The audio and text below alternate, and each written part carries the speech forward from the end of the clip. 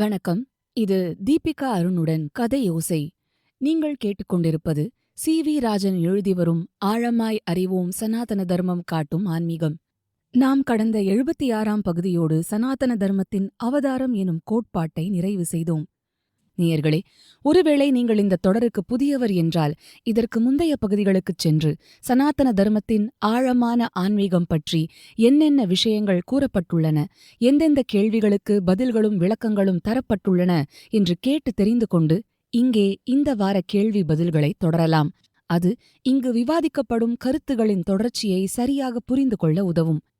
இனி இந்த வாரம் 11ஆம் அத்தியாயத்தில் ஆகமங்கள், தந்திரங்கள் மற்றும் கோவில் வழிபாடு பற்றி அறிந்து கொள்வோம். முதற் கேள்வி, ஆகமங்கள் என்பவை என்ன? அவை வேதத்தில் உட்பட்டவையா? ஆகம சாஸ்திரங்கள் அல்லது தந்திர சாஸ்திரங்கள் என்பவை பிரதானமாக இறைவனை விக்கிரக வடிவில் கோவில்களில் வழிபடுவது சம்பந்தமான வழிகாட்டுதல்களை தரும் சாஸ்திரங்கள் ஆகும். அவை வேதங்களில் உட்பட்டவை அல்ல. ஆகமங்கள் வேத காலத்துக்கு பிற்பாடு உருவானவை ஆகும். இன்னும் குறிப்பாக சொல்லப்போனால் இத்திஹாச புராணங்களின் காலத்தின் பிற்பகுதியில் தோன்றி உருவான சாஸ்திரங்கள் எனலாம். ஆகம சாஸ்திரங்களும் சம்ஸ்கிருத மொழியிலேயே உருவாக்கப்பட்டிருக்கின்றன. வேதங்கள் மட்டுமே ஆதார சாஸ்திர நூல்களாக விளங்கி வேதங்கள் காட்டித்தரும் வழிகளிலேயே மக்கள் தங்கள் இறை வழிபாட்டை செய்த காலங்களில் இந்திரன், வருணன், வாயு, அக்னி போன்ற தேவர்களையும் பிரம்மா, சிவன், விஷ்ணு போன்ற தெய்வங்களையுமே வழிபட்டனர். தாங்கள் நாடும் தேவனை அல்லது கடவுளை அழைக்கும் மந்திரங்களைச் சொல்லி ஹோம அக்னியையே அவர்களுக்கு ஆச்சனமாய் தந்து வழிபட்டு தங்கள் வேண்டுதல்களை தெரிவித்தனர். தங்கள் படையல்களை அக்னியில் ஆகுதி செய்வதன் மூலம் இறைவர்களுக்கும் தேவர்களுக்கும் அவற்றை அர்ப்பித்தனர். அவற்றிற்கு வழிகாட்டுவதாய் வேதங்களின் கர்ம காண்டங்கள் அமைந்திருந்தன. ஆக வேதங்களின் கர்மகாண்ட வழிபாட்டு முறைகளிலேயே கூட உருவ வழிபாடு கிடையாது. நாம் முன்பே பல முந்தைய அத்தியாயங்களில் விளக்கியபடி வேதங்களின் கர்ம காண்டத்திலிருந்து முன்னேறி ஞான காண்டத்துக்கு வருகையில் உபனிஷத்களில் இறைவனை ரூபங்களை கடந்து நிற்கும் பரபிரம்மமாய் தியானத்தின் மூலம் உணரும் வழிவகைகளை காட்டித் தருகின்றன. கால ஓட்டத்தில் கலியுகம் வந்தபோது வைதீக முறைகள் நலிவடையத் தொடங்கின. மக்களின் மதம் சார்ந்த தெய்வ நம்பிக்கையில் இத்திஹாச புராணங்களின் தாக்கமே மிகுந்தது. அவற்றில் பகவான் உலக நன்மைக்காக உடலெடுத்து அவதரித்து வருகிறான் என்ற கோட்பாடு பரவலானது. இதை முந்தைய அத்தியாயத்திலேயே பார்த்தோம். வேதங்கள் கூறும் விஷ்ணு, சிவன், தேவி ஆகியவர்களோடு கூடவே அவதார புருஷர்களான ராமர், கிருஷ்ணர், நரசிம்மர் போன்றவர்களையும் பெயரோடும் உருவத்தோடும் வணங்கும் மனப்பான்மையே மிக பெரும்பாலானவர்க்கும் ஏற்புடையதானது. அதற்கேற்பவே விக்கிரக வடிவில் அவர்களை கோவில்களில் வைத்து வழிபடும் நடைமுறையும் உண்டானது. அதற்கு வழிகோலும் சாஸ்திரங்களாக ஆகமங்கள் உருவாகின.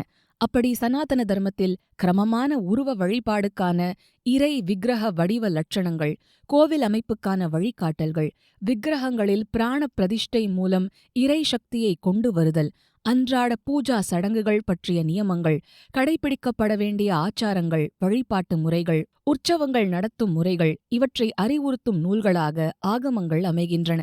ஆகமங்கள் துவைத்த வழிபாட்டையே, அதாவது ஜீவன் வேறு இறைவன் வேறு என்னும் கொள்கையையே வலியுறுத்துகின்றன. ஆக வேதக் கோட்பாடுகளுக்கு முற்றிலுமாய் முரண்படாமல் அவற்றை பின்புலத்தில் வைத்துக்கொண்டு கால மாற்றங்களுக்கு ஒப்ப பெரும்பான்மையான மக்கள் பரவலாய் இறை வழிபாட்டை நடைமுறையில் செய்ய உதவுவதற்காய் பிற்காலத்தில் உருவான சாத்திரங்கள்தாம் ஆகமங்கள் என்பது பரவலான கருத்தாகும். அதனால் அவை ஸ்மிருதியை சேர்ந்தவையே என்பது ஒரு கண்ணோட்டம். ஆகமங்களும் வேதங்களும் ஒன்றுக்கொன்று இணையாக ஆதியிலிருந்தே இருப்பவையே, அதாவது சனாதன தர்மத்தின் இரு கண்களாய் அவை இருக்கின்றன என்று சைவ ஆகமங்கள் சொல்கின்றன. அது பரவலாக ஏற்கப்படும் கருத்தல்ல. மற்றொரு கோணத்தில் நோக்கும்போது ஆவாகனம், விக்கிரகங்களில் செய்யப்படும் பிராண பிரதிஷ்டை போன்றவை வேத சம்பந்தம் இல்லாதவையே. கோவில் வழிபாட்டு முறைகளில் சில வேத மந்திரங்களும் இருந்தாலும் வேதத்தில் சொல்லப்படாத பீஜ மந்திரங்களும், அதாவது ஹ்ரீம் க்ளீம் போன்றவையும், ஷோடஷோபச்சாரம் போன்ற வழிபாட்டு முறைகளும், திவ்ய பிரபந்தம் போன்ற தமிழ் பாசுரங்களை சொல்வதும் வேத சம்பந்தம் இல்லாதவையே. எனவே ஆகமங்கள் ஸ்மிருதியை சேர்ந்தவை அல்ல என்றும் அவை வேதத்துக்கு இணையாய் உருவானவை என வாதிப்பவரும் உண்டு. இரண்டாம் கேள்வி, கலியுகத்துக்கு ஏற்றதாய் உருவான சாஸ்திரங்களே ஆகமங்கள் என்று சொல்வது சரியா? ஆம், அது மிக பெரும்பாலும் சரியே.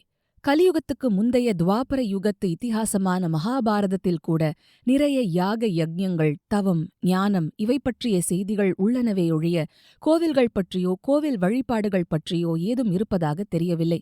பொதுவாகவே கலியுகத்தில் மக்களிடையே ஒழுக்கம், கட்டுப்பாடு, யாகம் செய்தல், தவம் செய்தல், ஞான ஆராய்ச்சி செய்தல் இவை பெருமளவில் வீழ்ச்சியடையும் என்பதால் மிகப் பரவலாக மக்களுக்கு இறை நம்பிக்கை என்னும் பிடிமானம் வருவதற்கு கோவிலையும் அவற்றிலுள்ள இறை விக்கிரகங்களையும் சார்ந்து முறைப்படுத்தப்பட்ட வழிபாடுகளுக்கு வழிகாட்டும் சாத்திரங்களாக ஆகமங்களும் உருவாயின என்றால் மிக இல்லை.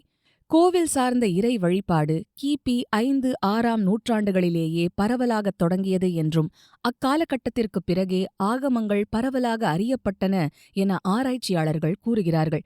ஆயினும் ஆகமங்களுக்கான ஆதாரக் கோட்பாடுகள் காலத்தால் இன்னும் முற்பட்டவையே.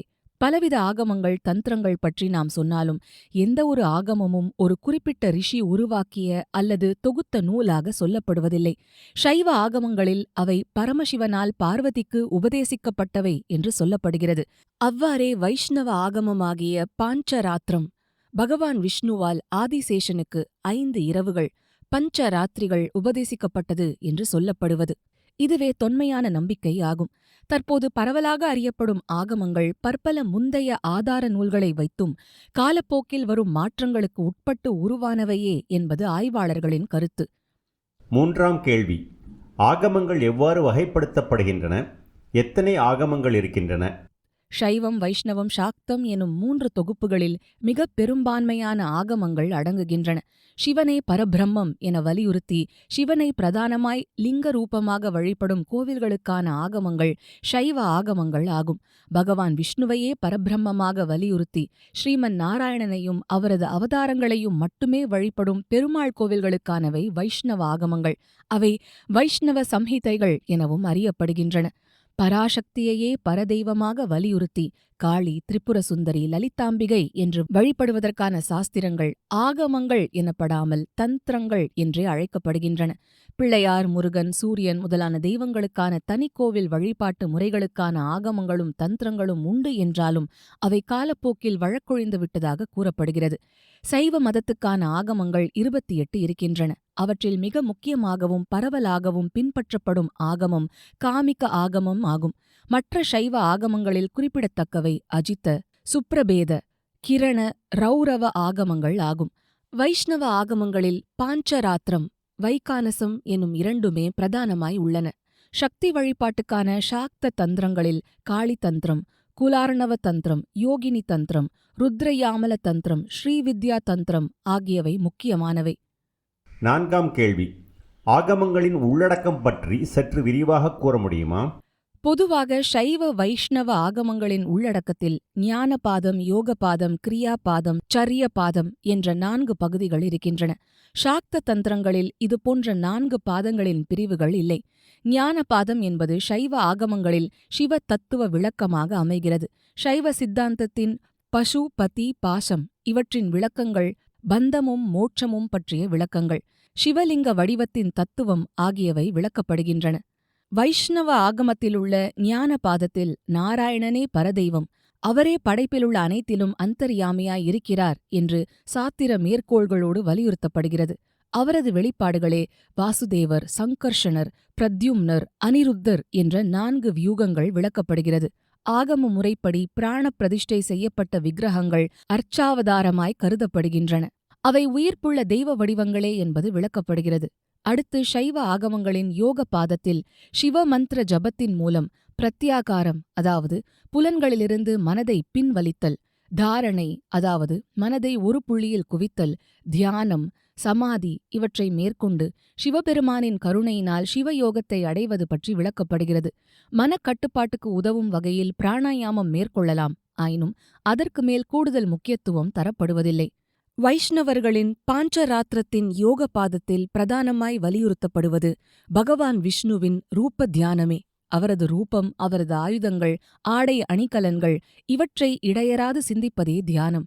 பகவானின் அர்ச்சாவதாரமான விக்கிரகமும் பகவான் விஷ்ணுவே ஆதலால் அதை தியானிப்பதும் சரியே. அருவத்தியானம் ஏற்புடையதல்ல. மந்திர ஜபமோ பிராணாயாமமோ அதிகம் வற்புறுத்தப்படுவதில்லை. இனி 3ஆவதான கிரியாபாதம். சைவ ஆகமங்களில் இந்த கிரியா பாதத்தில் உட்பட்டவைகள் பெரும்பாலும் வைஷ்ணவ ஆகமங்களிலும் உண்டு. ஆயினும் பிரதான வழிபாட்டு தெய்வம் சார்ந்து உள்ள மாறுபாடுகள் இருக்கும். இரண்டுக்கும் பொதுவாய் உள்ள விஷயங்களை பார்ப்போம். 1. கோவில் மற்றும் விக்கிரகம் சார்ந்த வழிகாட்டல்கள். அதாவது கோவில் அமையும் இடம், திசை, நிலத்தின் தன்மை, கர்ப்ப கிரகத்தின் அமைப்பு, பிற சந்நிதிகளின் அமைப்பு, கோவிலின் பிராகாரம், பலிபீடம், கொடிமரம் இவற்றிற்கான பரிந்துரைகள். விக்கிரகங்கள் உருவாக்குவதற்கான மூலப்பொருள்கள், விக்கிரகத்தின் அளவுகள், அவற்றின் அங்கங்களுக்கான அளவுகள் போன்றவை. 2. பூஜா நியமங்கள். இதில் அன்றாடம் செய்யும் பூஜைகள், விசேஷ திருவிழா நாட்களின் பூஜா நடைமுறைகள், ஒரு குறிப்பிட்ட தேவையை நிறைவேற்றுவதற்கான வழிபாடுகள் போன்றவை அடங்கும். 3. வழிபாட்டு சடங்குகள் செய்யும் முறை. அதாவது ஆவாகனம், அதாவது தெய்வீக சக்தியை வரவழைத்தல், உபச்சாரம், அபிஷேகம், நைவேத்தியம், தூபம், தீபம், பூக்கள் சமர்ப்பித்தல் போன்றவற்றை மேற்கொள்ளும் முறைகள். 4. மந்திரங்களை உபயோகித்தல். மேற்சொன்ன ஒவ்வொன்றுக்கும் இன்னும் பின்னால் வருவனவற்றுக்கும் உரிய ஆகம மந்திரங்களை சொல்வது. இந்த மந்திரங்களில் மனதுக்குள் சொல்வன, அதாவது இரகசியமாக சொல்ல வேண்டியன, பிறர் கேட்க இயலாத அளவுக்கு நாவை அசைத்துச் சொல்வன, பிறர் கேட்கும் விதத்தில் இறைந்து சொல்வன என்று வேறுபாடுகள் உண்டு. 5. நியாசம். இதற்கு பதித்தல், இடுதல், நிலைப்படுத்துதல் என பொருள். அதாவது மந்திரங்களை உபயோகித்து அவற்றின் மூலம் உடல் அங்கங்கள், பூஜை பொருள்கள் இன்ன பலவற்றையும் அவற்றுக்கான புனிதத்தன்மை, தகுதி ஆகியவற்றை பதித்தல் எனலாம். நியாசம் செய்வதற்கு முன் ஆச்சமனம், பூத சுத்தி என்னும் சடங்குகள் மூலம் அர்ச்சகர் தம்மை முதலில் தூய்மைப்படுத்திக் கொள்வார். நியாசம் என்பதில் கர நியாசம், அங்க நியாசம், கரண நியாசம், திரவ்ய நியாசம் போன்றவை அடங்கும். அதாவது விக்கிரகத்தில் குடியிருக்கும் இறைவனை பூஜை செய்ய உபயோகப்படுத்தும் ஒவ்வொன்றையும் அதற்கான மந்திரங்களின் மூலம் அவற்றை பூஜைக்கு தகுதியுள்ளவை ஆக்கி அந்த தகுதியை அவற்றில் நிலை பெறச் செய்வதாகும். கரநியாசத்தில் பூஜாரி தமது கரங்களை தெய்வீக காரியத்தை செய்ய தகுதி உண்டாக்கி புனிதப்படுத்திக் கொள்கிறார். அதற்கான மந்திரங்களே அதை செய்கின்றன. அங்கநியாசத்தில் பூஜாரி அவ்வாறே தமது தலை, குடுமி, இதயம், தோள்கள், கண்கள் ஆகியவற்றையும் நியாசம் செய்கிறார். அடுத்து கரண நியாசம் என்பதில் பூஜைக்கு உபயோகிக்கும் பொருள்களை தகுதிப்படுத்துதல். உதாரணமாய் சங்கு, மணி, தீபம், நீர்த்தாங்கும் கலசம், கரண்டிகள், பூக்கள், சந்தனம், ஊதுபத்தி போன்றவை. அடுத்து திரவ்ய நியாசத்தில் இறைவனுக்கு படைக்கும் நீர், நைவேத்தியம் மற்றும் பூஜையில் உபயோகிக்கும் அக்ஷதை, அதாவது மஞ்சள் கலந்த அரிசி, விபூதி, குங்குமம் போன்றவற்றை மந்திரத்தின் மூலம் புனிதப்படுத்துதல் ஆகும். 6. தீட்சை. பூஜாரியாக பணியாற்றும் ஒருவர் தமது குருவிடமிருந்து ஆகம முறையில் முறைப்படி தீட்சை பெற்றாக வேண்டும். தீட்சை பெறாத ஒருவர் பூஜை செய்யும் தகுதியை பெறமாட்டார். அந்தந்த கோவிலில் பாரம்பரியமாக பின்பற்றப்படும் ஆகம வழக்கத்தை அனுசரித்து அந்த பூஜாரி பிராமணராக இருக்க வேண்டி இருக்கலாம். சில சைவ ஆகமங்களின்படி அவர் சிவாச்சாரியர் குடும்ப பரம்பரையில் வந்தவராகவும் இருக்க வேண்டும் என இருக்கலாம்.